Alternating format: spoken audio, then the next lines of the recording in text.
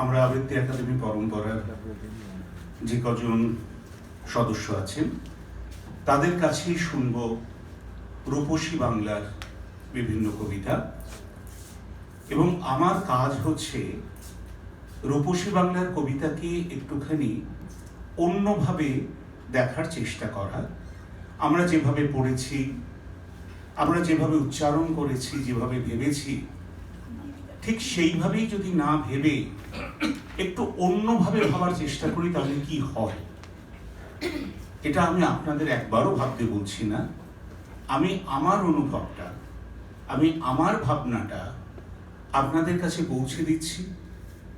অবশ্যই এটা পরিত্যাগ করবেন, কারণ গ্রহণযোগ্য মনে হবার কোনো কারণ নেই।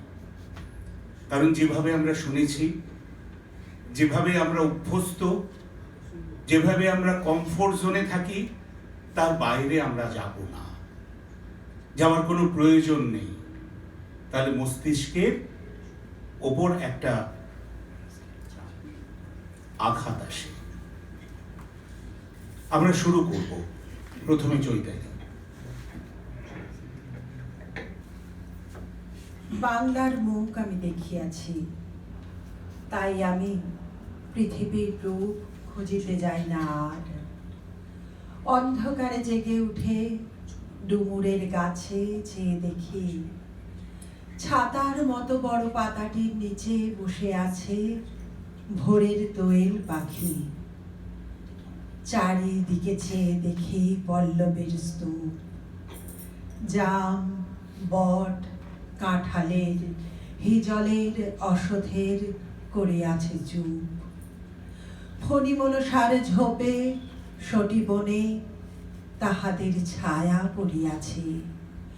মধুকর ডিঙা থেকে না জানি সে কবে চাঁদ চম্পার কাছে এমনই হিজল, বট, তমালের নীল ছায়া বাংলার অপরূপ রূপ দেখেছিল।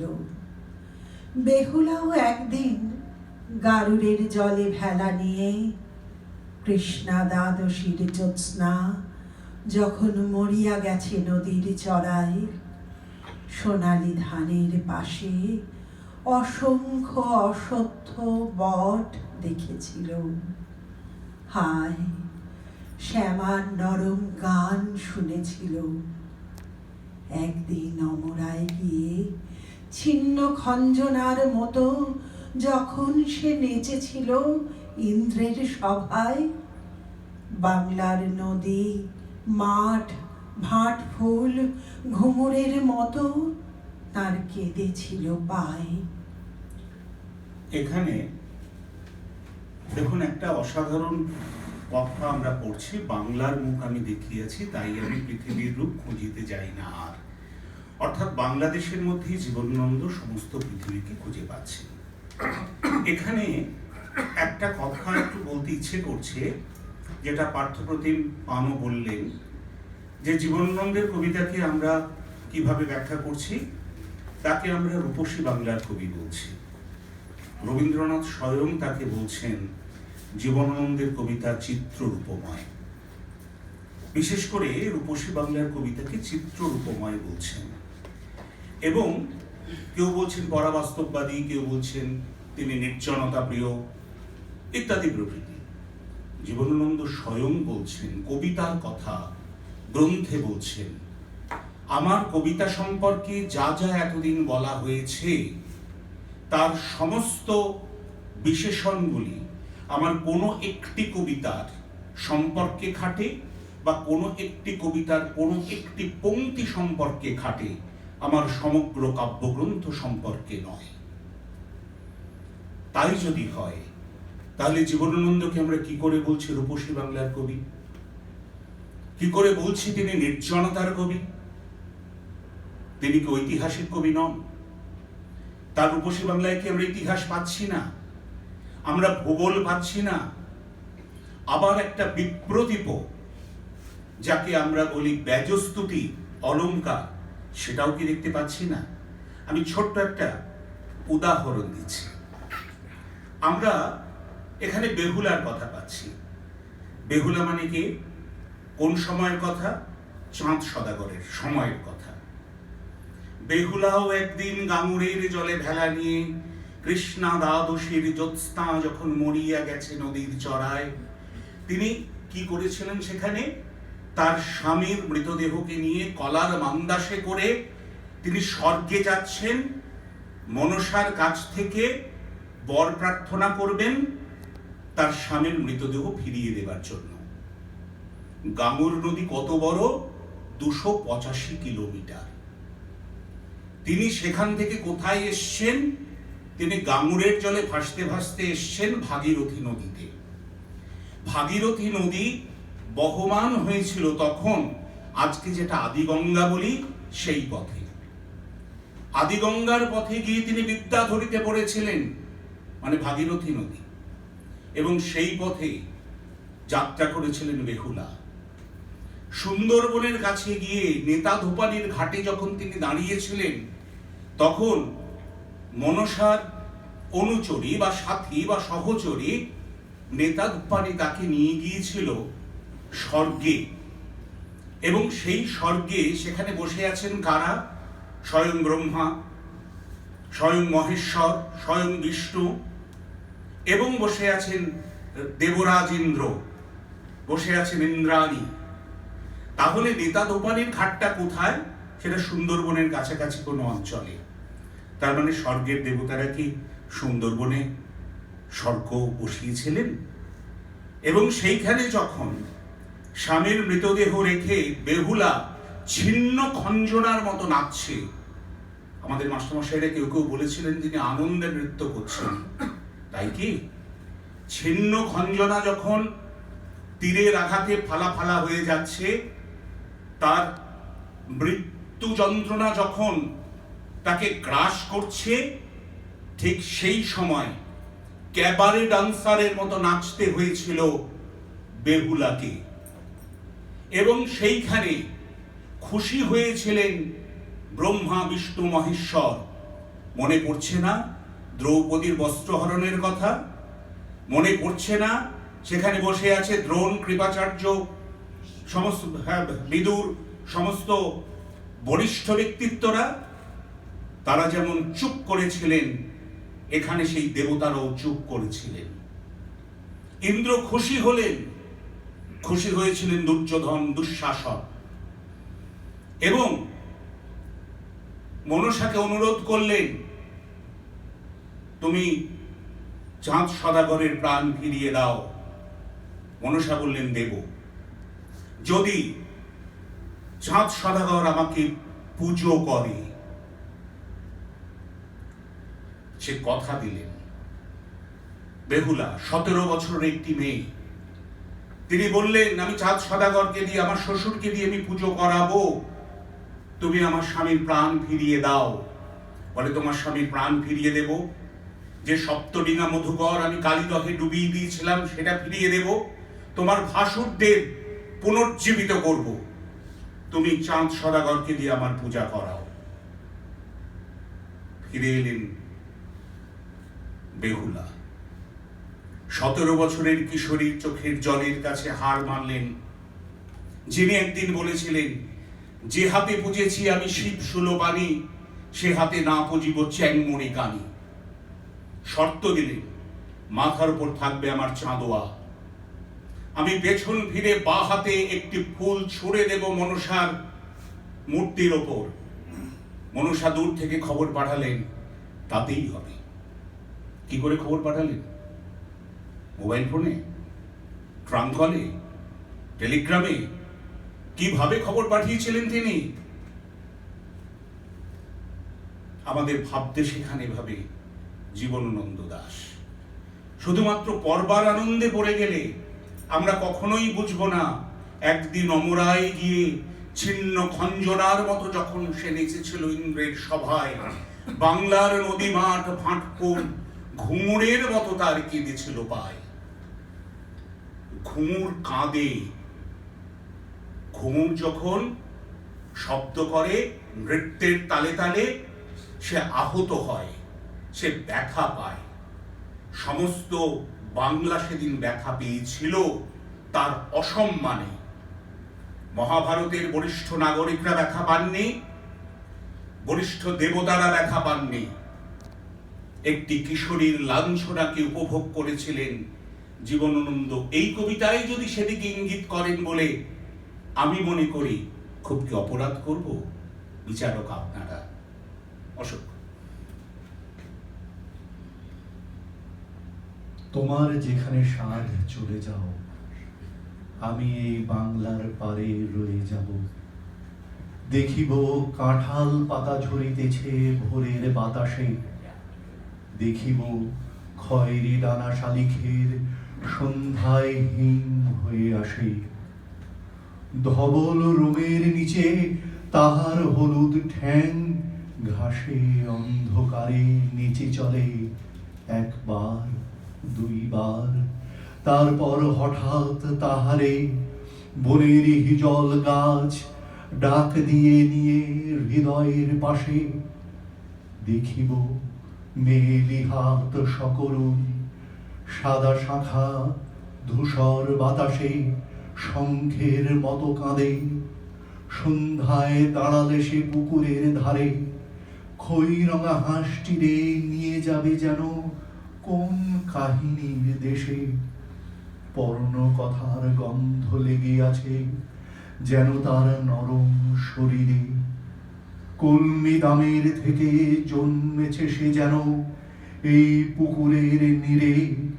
নীরবে পা ধোয়ে জলে একবার, তারপর দূরে নিরুদ্দেশে চলে যায় কুয়াশায়। তবু জানি কোনদিন পৃথিবীর ভিড়ে হারাবো না তারে আমি। সে যে আছে আমার এ বাংলার তীরে। কিশলয় ঠাকুর বিভূতিভূষণের জীবন কাহিনী নিয়ে লিখেছেন পথের কবি নামে একটি অসাধারণ গ্রন্থ।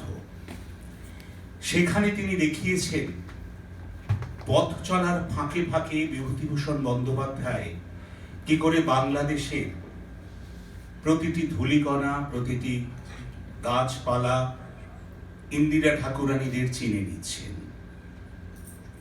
বিভূতিভূষণের একমাত্র তুলনীয় কাব্য ব্যক্তিত্ব জীবনানন্দ দাশ। জীবনানন্দ দাশ এমন সমস্ত শব্দ চয়নে বাংলার প্রাণের কথা লিখছেন যেগুলিকে সমালোচকরা কাব্য ভাষা বলে স্বীকৃতি দেননি প্রথম দিকে, বরং কখনো কখনো তাকে অশ্লীলতার দায়ে অভিযুক্ত করেছেন। আপনি ভাবতে পারেন, আপনারাও তো কেউ কেউ কবিতা লেখেন। এখানে রয়েছে ধবল রোমের নিচে তাহার হলুদ ঠ্যাং ঘাসে অন্ধকারে নেচে চলে। ঠ্যাং শব্দটা কি কাব্য ভাষা?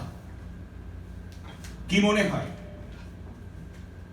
যেটাকে আমরা আর্ট ফর আর্ট শেক বলছি, যাকে আমরা কলা কৈবল্যবাদ বলছি, যেটাতে রবীন্দ্রনাথ এবং তার অনুসারী কবিরা কবিতা লিখছেন, সেখানে এই শব্দ ব্যবহারের কোনো অনুমতি নেই। কারণ কাব্য ভাষা হবে সাজানো, গোছানো, পরিশীলিত।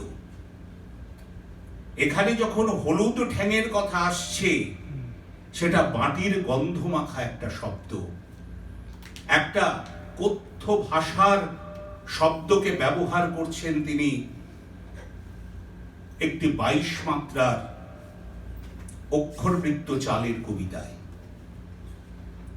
জীবনানন্দ রূপসী বাংলাকে যেভাবে আবিষ্কার করেছেন, সেখানে কোনো মহত্তর ইতিহাস নেই। পরন কথার গন্ধ লেগে আছে যেন তার শরীরের পর। এই যে পরন কথার গন্ধ লেগে আছে তার নরম শরীরে, কলমি দামের থেকে জন্মেছে সে যেন এই পুকুরের নীড়ে। নীরবে পাত হয়ে জলে একবার, তারপরে দূরে নিরুদ্দেশে চলে যায় কুয়াশায়। তবু জানি কোনদিন পৃথিবীর ভিড়ে হারাবো না তারে আমি। তিনটা কি? বনলতা সেন, সজনীকান্ত দাস এবং আরো 8 বন্ধু মিলে নাটোরে গিয়ে খুঁজেছিলেন বনলতা সেন নামে কোনো সত্যি কিশোরী আছে কিনা, সত্যি অরুণিমা সান্যাল কোথাও আছেন কিনা সেটা তারা খুঁজতে গিয়েছিলেন। জীবনানন্দ দাশ কতটা অবৈধ কাজ করছেন সেটাকে আবিষ্কার করার জন্য। এইভাবে কি আমরা ভাববো রূপসী বাংলা?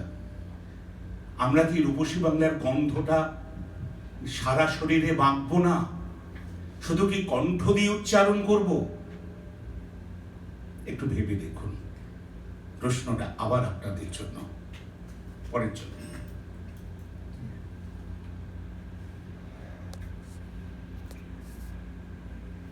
আবার আসিব ফিরে ধান সিঁড়িটির তীরে, এই বাংলায়। হয়তো মানুষ নয়, হয়তো বা শঙ্খচিল শালিকের বেশে, হয়তো ভোরের কাক হয়ে এই কার্তিকের নবান্নের দেশে কুয়াশার বুকে ভেসে একদিন আসিব এই কাঁঠাল ছায়ায়। হয়তো বা হাঁস হব কিশোরীর, ঘুঙুর রহিবে লাল পায়, সারাদিন কেটে যাবে কলমির গন্ধ ভরা জলে ভেসে ভেসে। আবার আসিব আমি বাংলার নদী মাঠ ক্ষেত ভালোবেসে, জলাঙ্গির ঢেউয়ে ভেজা বাংলার এ সবুজ করুণ ডাঙায়। হয়তো দেখিবে যে সুদর্শন উড়িতেছে সন্ধ্যার বাতাসে, হয়তো শুনিবে এক লক্ষ্মী প্যাঁচা ডাকিতেছে শিমুলের ডালে, হয়তো খইয়ের ধান ছড়াতেছে শিশু এক উঠানের ঘাসে। রূপসার ঘোলা জলে হয়তো কিশোর এক সাদা ছেঁড়া পালে ডিঙা বায়। রাঙা মেঘ সাঁতরায়ে অন্ধকারে আসিতেছে নিড়ে, দেখিবে ধবল বক। আমারেই পাবে তুমি ইহাদের ভিড়ে। কখনো প্রশ্ন করেছেন জীবনানন্দ কোথা থেকে ফিরে আসবেন? আবার আসিব ফিরে ধান সিঁড়িটির তীরে এই বাংলায়, কোথা থেকে ফিরবেন জীবনানন্দ দাস? হয়তো বা মানুষ নয়, হয়তো বা শঙ্খচিল শালিখের বেশে তিনি পক্ষীজনিতে ফিরে আসতে চাইছেন। কোথায় আছে কথাগুলো? আছে বেদান্তে। মানুষ হয়ে আমরা জন্মাই 84 লক্ষবার জন্মগ্রহণের পর। তারপরে আমাদের কর্ম অনুসারে আমরা উন্নততর মানব সমাজে যাই।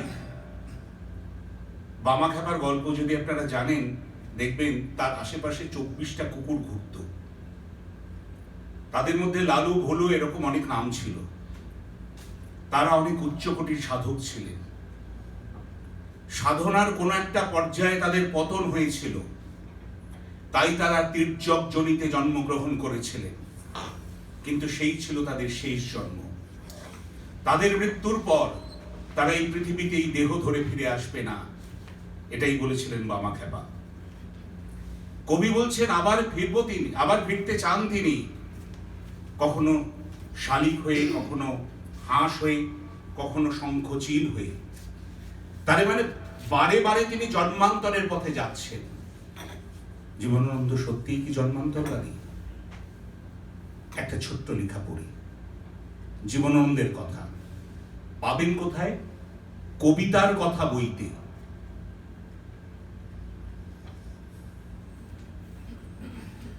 কবির প্রণালী অন্যরকম। কোন প্রাক নির্দিষ্ট চিন্তা বা মতবাদের জমাট দানা থাকে না কবির মনে, কিংবা থাকলেও সেগুলিকে সম্পূর্ণ নিরস্ত করে থাকে কল্পনার আলো ও আবেগ। কাজেই চিন্তা ও সিদ্ধান্ত, প্রশ্ন ও মতবাদ প্রকৃত কবিতার ভিতর সুন্দরীর কটাক্ষের পিছনে শিরা উপশিরা রক্তের কণিকার মতো লুকিয়ে থাকে, যেন লুকিয়ে থাকে। কিন্তু নিবিষ্ট পাঠক তাদের সে সংস্থান ও অনুভব করে, বুঝতে পারে যে তারা সঙ্গতির ভিতর রয়েছে, অসংস্থিত পীড়া দিচ্ছে না। কবিতার ভিতর আনন্দ পাওয়া যায়। জীবনের সমস্যা ঘোলা জলের মুশিকাঞ্জলির ভিতর শালিকের মতো স্নান না করে বরং যেন আসন্ন নদীর ভিতর বিকেলের সাদা রৌদ্রের মতো স্নান না করে বরং যেন করে আসন্ন নদীর ভিতর বিকেলের সাদা রৌদ্রের মতো সৌন্দর্য ও নিরাকরণের স্বাদ পায়। এ না হলে আমরা জিজ্ঞাসা ও চিন্তার জন্য কেন পতঞ্জলির কাছে যাব না, বেদান্তের কাছে যাব না, স্বরদর্শনের কাছে যাব না? জীবনানন্দ প্রশ্ন করেছেন। আপনি যাবেন কি যাবেন না সেটা আপনার ব্যক্তিগত সিদ্ধান্ত। জীবনানন্দ গেছেন, সেখানে তিনি নিজেকে উপলব্ধি করেছেন স্বরদর্শনের কথা, বেদান্তের কথা, পতঞ্জলির যোগ সাধনার কথা। তারপর তিনি কবিতা লিখেছেন। সুতরাং এইগুলো না উল্টে যদি আমরা রূপসী বাংলা পড়তে যাই বা জীবনানন্দ পড়তে যাই, তাহলে আমরা আমাদের মতন ভাবতে পারবো। কিন্তু কবি যে অনুসারে অর্থ করেছেন অনেক সময় সেটা তার থেকে বহু দূরে অবস্থিত কোন স্মরণই হবে মাত্র। যে পথে কবি গেছেন সে পথ আমরা অনুসরণ করতে পারবো না, আমরা নিজেদের মতো স্মরণই তৈরি করে নেব। শুনে যাবি। তোমার বুকের থেকে একদিন চলে যাবে তোমার সন্তান। বাংলার বুক ছেড়ে চলে যাবে, যে ইঙ্গিতে নক্ষত্র ঝরে আকাশের নীলাভ নরম বুক ছেড়ে দিয়ে হিমের ভিতরে ডুবে যায়। কুয়াশায় ঝরে পড়ে দিকে দিকে রূপসারি ধান। একদিন হয়তো বা নিম প্যাঁচা অন্ধকারে গাবি তার গান। আমারে কুড়িয়ে নেবে মেঠুইনুরের মতো মরণের ঘরে। হৃদয় ক্ষুধের গন্ধ লেগে আছে আকাঙ্ক্ষার। তুদ চোখের উপরে নীল মৃত্যু জাগর। বাঁকা চাঁদ, শূন্য মাঠ, শিশিরের ঘ্রাণ। কখন মরণ আসে কি বা জানি, কালিদহে কখন যে ঝড় কমলের নাল ভানে। ছুঁড়ে ফেলে গামচিল শালিকের প্রাণ। জানি না গো তবু যেন মরি আমি এই মাঠ ঘাটের ভিতর। কৃষ্ণা যমুনার নয় যেন এই আঙুরের ঢেউয়ের আখ্যান। লেগে থাকে চোখে মুখে রূপসী বাংলা যেন বুকের উপর জেগে থাকে। তারই নিচে শুয়ে থাকি আমি অর্ধনারীশ্বর। কবিতাটা মৃত্যু চেতনার কবিতা বলে খ্যাত। আমরা যখন অনার্স করছি বা আমরা যখন মাস্টার ডিগ্রি করছি, তখন কোনো কোনো প্রথিতযশা মাস্টারমশাই এই কবিতাকে মৃত্যু চেতনার কবিতা বলে চিহ্নিত করেছিলেন। আমাদের সেটা পরীক্ষায় লিখতে হয়েছিল। কিন্তু সত্যি কি তাই? ভারতীয় দর্শনে মৃত্যু চেতনা বলে কি কিছু আছে? আমরা যদি রবীন্দ্রনাথ দেখি, সেখানে কি মৃত্যুর তিনি জয়গান করেছেন? যা ছিল শোক আজ তাই হয়েছে শান্তি। তিনি বারবার বলছেন, আমরা যেটা ফেলে চলে যাই, পথ কি নিজের শেষকে জানে? পথ নিজের শেষকে জানে না। যেখানে তার ফুল লুপ্ত হয় তাকে সে চিন্তা করতে পারে না। যা আছে, যা ছিল, সবটাই রয়ে গেছে প্রকৃতির মধ্যে, প্রতিটি ধূলিকণার মধ্যে। এখানে যখন কবি বলছেন তোমার বুকের থেকে একদিন চলে যাবে তোমার সন্তান, বাংলার বুক ছেড়ে চলে যাবে। বাংলার বুকে সন্তান কারা?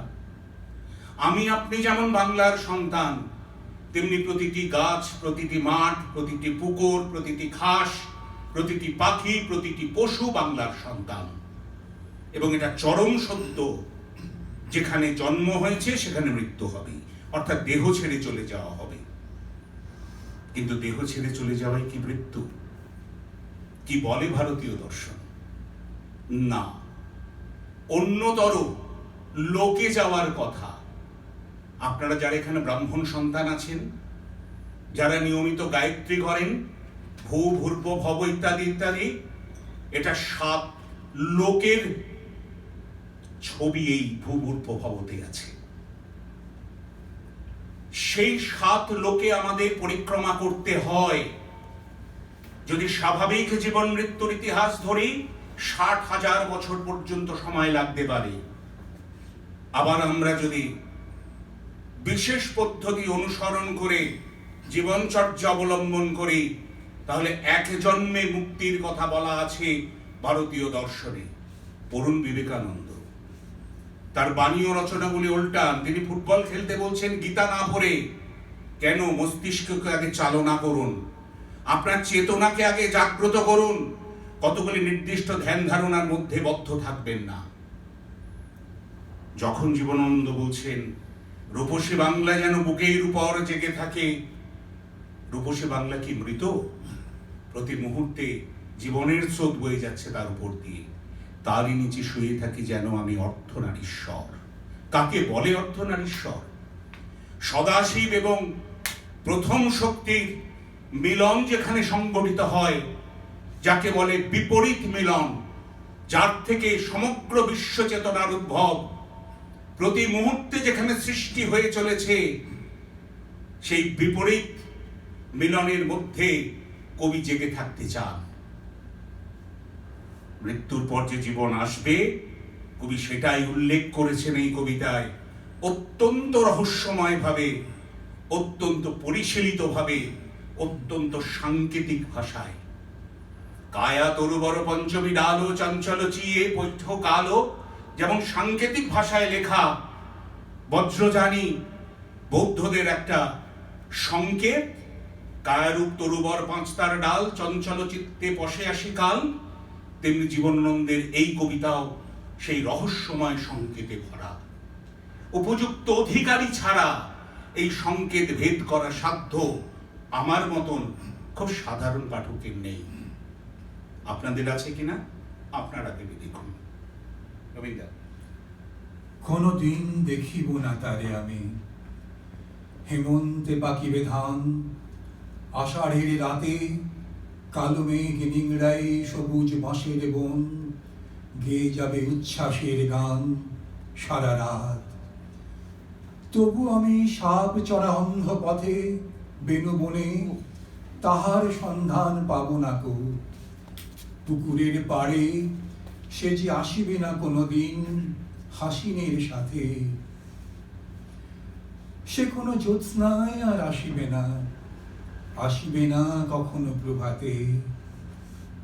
যখন দুপুরে রোদে অপরাজিতার মুখ হয়ে থাকে ম্লান, যখন মেঘের রঙে পথহারা দাঁড় কাক পেয়ে গেছে ঘরের সন্ধান, ধূসর সন্ধ্যায় সেই আসিবে না সে এখানে।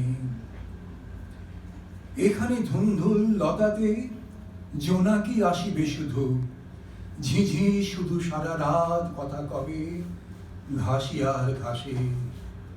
বাদুড় উড়িবে শুধু পাখনা ভিজায় নিয়ে, শান্ত হয়ে রাতের বাতাসে। প্রতিটি নক্ষত্র তার স্থান খুঁজে জেগে রবে প্রতিটির পাশে। নীরব ধূসর কণা লেগে রবে তুচ্ছ অনুকণাটির শ্বাসে অন্ধকারে। তুমি সখী চলে গেলে দূরে, তবু হৃদয়ের গভীর বিশ্বাসে অশ্বত্থের শাখা ওই দুলিতেছে। আলো আসে, ভোর হয়ে আসে। খুব সাধারণ দৃষ্টিতে এটি জীবনানন্দের একটি প্রেমের কবিতা, বিরহের কবিতা। কোনদিন দেখিব না তারে আমি, হেমন্তে পাকিবে ধান আষাঢ়ের রাতে। কেউ কেউ এর মধ্যে প্রকৃতি থেকে বিচ্ছিন্ন হবার বেদনাকেও খুঁজে পাবেন।